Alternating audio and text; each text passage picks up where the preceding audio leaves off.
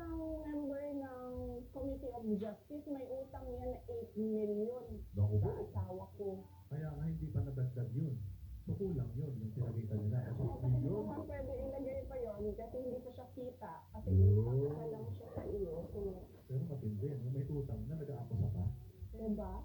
Kapal ng mukha, diba? Kapal ng mukha? Kaya nga kami mag-asawa eh, tinitingnan. Sino po yung makapal ng mukha na yung mga karyasyon? Siya po yung makapal talaga ang mukha dahil tinago po niya yung asawa niya nung nagkakaso po nga siya, no?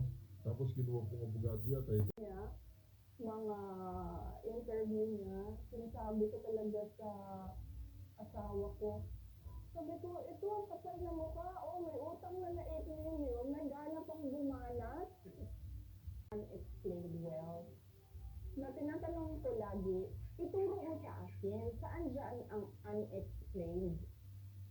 Kasi kung sinabi mong unexplained, hindi mapaliwanag, diba? Papaliwanag kung paano yan pumasok dyan sa salin mo. Yan naman eh, sinasabi lang nila, may unexplained wealth siya.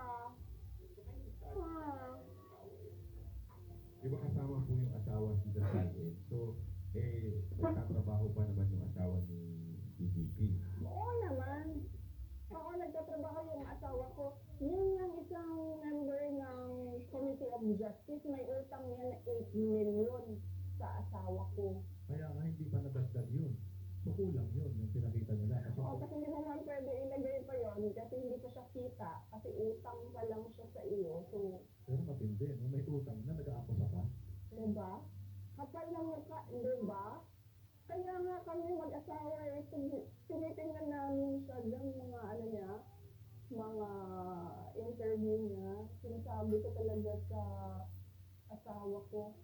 Sabi ko, ito ang kapal na mukha, oh, may utang na 8 million, naghanap ang bumanas. Actually, gusto ko nga siya ipaano eh, patanggal siya dyan kasi meron siyang conflict of interest. Diba? 8 million is 8 million nowadays, hindi ka magbabayad sa amin. Tapos sasabihin mo pa unexplained wealth.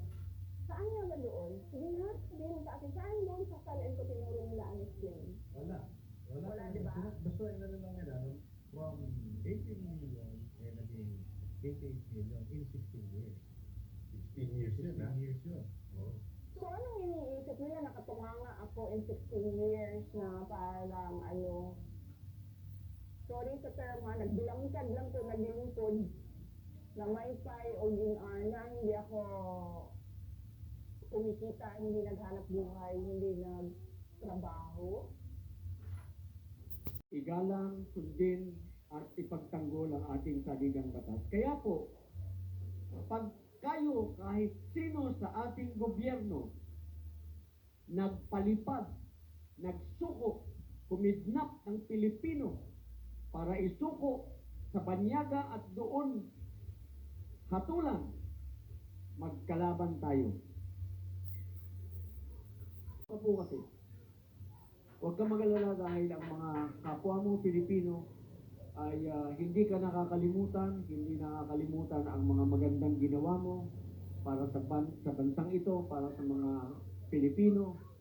At patuloy po kami susubaybay at pipilitin namin na ikaw ay mapauwi sa lalong madaling